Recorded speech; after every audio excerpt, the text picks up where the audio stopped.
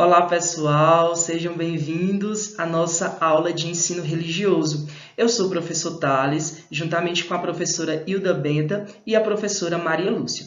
Pessoal, na aula de hoje nós vamos falar sobre cidadania. Mas o que é cidadania? O que é cidadania? Pessoal, a cidadania expressa um conjunto de direitos que dá à pessoa a possibilidade de participar ativamente da vida e do governo de seu povo. Ou seja, uma pessoa sem cidadania, ela está marginalizada, ela está excluída socialmente. Ou seja, ela está fora totalmente de um grupo social. Então, nós, seres humanos, nós precisamos participar ativamente da cidadania. O que é a cidadania? Olha o conceito. É a prática dos direitos e deveres de um indivíduo em um Estado. Os direitos e deveres de um cidadão devem andar sempre juntos, uma vez que o direito de um cidadão implica necessariamente numa obrigação de outro cidadão. Ou seja, a cidadania é nós, seres humanos, exercer os nossos direitos, mas também exercer os nossos deveres. Então, nós precisamos, uma vez que o direito de um cidadão implica necessariamente uma obrigação de outro cidadão. Ou seja, eu, ser humano, eu tenho direito, o meu irmão também tem o direito. Eu tenho dever, o meu amigo também tem o dever. Então, a cidadania exige isso, exige e implica os deveres e os direitos. A palavra cidadania vem do latim civitas, que significa cidade. Portanto, os cidadãos são aqueles e aquelas que coabitam e dividem os espaços públicos. Para isso, possuem os direitos civis, políticos e sociais, que se desenvolvem a partir da ideia do que é melhor para o grupo social. Ou seja, a palavra cidadania veio do quê? Do latim civitas, que quer dizer cidade, ou seja, as pessoas que coabitam, que dividem, né, os espaços públicos. E essas pessoas que somos nós, os cidadãos, possuímos direitos civis, sociais e políticos que vão se desenvolver a partir da melhor ideia para um grupo social. É importante notar que a cidadania é um processo contínuo e em constante transformação, quase sempre cumulativas. O poder emana do povo que se submete à organização do Estado, para que esse possa garantir os seus direitos e o bem de todos. Se vocês observarem na imagem, olha a imagem aqui. Se vocês observarem, nós temos a cidadania no meio, aí nós temos o cidadão, origem do poder. Então, é o cidadão que vai originar esse poder. A partir disso, vem o Estado, que é a organização da vontade geral. Ou seja, o Estado é que vai organizar esse poder para a sociedade.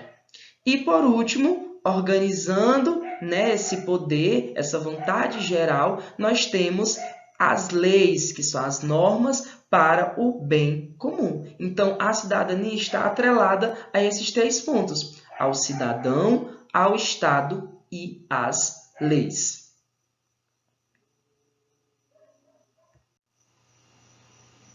Então, pessoal, para o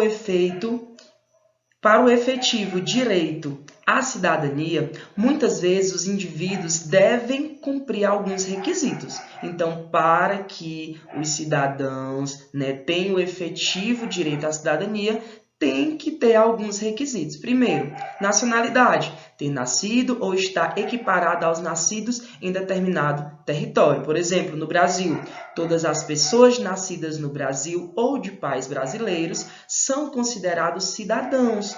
O mesmo acontece com estrangeiros que pedem a sua naturalização. Então, é isso. Então, para ter o efetivo direito à cidadania, por exemplo, tem um requisito que é a nacionalidade. Tem que ser brasileiro ou, se vier de outro país, pedir a sua naturalização para dizer que é brasileiro.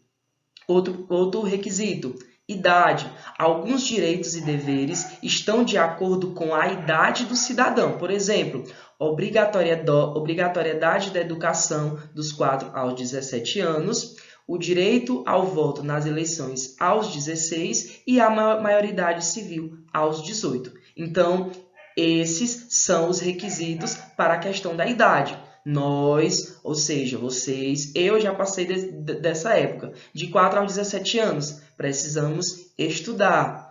16 anos, já temos direito ao voto, se a gente quiser, né? E 18 anos, a maioridade.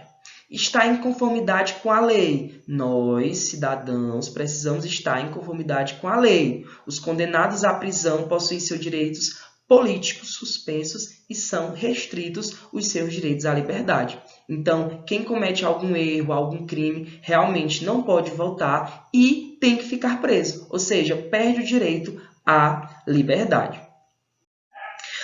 Por estar intrinsecamente ligada à noção de direitos, a cidadania pressupõe, em contrapartida, deveres. Ou seja, por estar totalmente ligada aos direitos, se temos direitos, temos que arcar com os nossos deveres. Por exemplo, os nossos direitos. Alguns exemplos aqui. Temos a saúde, a educação, moradia, trabalho, previdência social, lazer e muito mais. Nós temos muitos direitos, liberdade de expressão, liberdade de crença, né? E os nossos deveres, alguns, cumprimento das leis, precisamos cumprir as leis.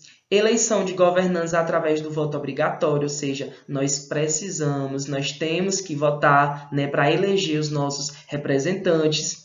Serviço militar obrigatório no caso dos homens. Nós, homens, a partir dos 18 anos, né, nós temos que prestar esses serviços, né, esses serviços militar, né? Quem não quer, quem não se identifica, né, tem que explicar o motivo. E pagar impostos, né? Todos nós pagamos. Conta de energia, telefone, muitos outros, muito imposto a gente paga. Então, realmente, né, implica direitos e implica deveres. A cidadania na história. Apesar do conceito de cidadania definir-se na Grécia clássica e na Roma antiga, podemos notar os atributos embrionários em várias sociedades da antiguidade. Então, apesar de a cidadania poder ter iniciado na Grécia clássica ou na Roma antiga, né, em várias sociedades também da antiguidade surgiu, né, a cidadania. Do mesmo modo que a cidadania tem sua origem na palavra latina civitas, que significa cidade, para os gregos as cidades eram as polis e deram origem à palavra política. Então, cidadania vem da palavra latina civitas, que significa o quê? Cidade. Para os gregos, né, as cidades eram as polis, e as polis deram origem à política. Então, a cidadania está completamente ligada à política. De toda forma, em Atenas, a prática cidadã deu início à democracia, regime político que favorece a participação política e a cidadania. Então, foi em Atenas que a prática dos cidadãos deram início à democracia, que realmente é a participação, né, política e de ser cidadão, ou seja, da cidadania. É importante destacar que em toda a Grécia, assim como em Atenas, somente os homens livres e nascidos na cidade podiam ser considerados cidadãos, ou seja, a minoria da população. Então, só os homens livres e quem era nascido em Atenas era considerado cidadão. Desse modo, estrangeiros, escravos, crianças e as mulheres eram excluídos do direito à cidadania.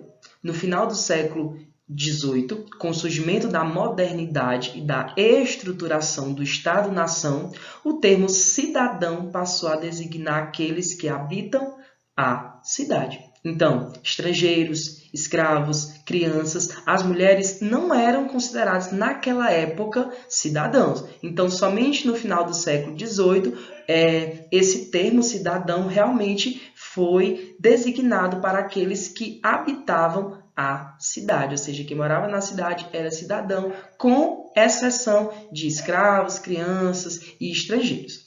O crescimento dos movimentos sociais, a participação popular na vida pública e a criação do estado de bem-estar social, o welfare state, os direitos sociais tornam-se atributos necessários para a cidadania. Então, para se ter cidadania, tem que ter direitos sociais. Se não tiver esses direitos sociais, os direitos e deveres, não tem como ter uma cidadania. Então, pessoal, obrigado pela atenção de todos vocês. Espero que vocês tenham entendido, um pouco sobre cidadania. Até a próxima aula.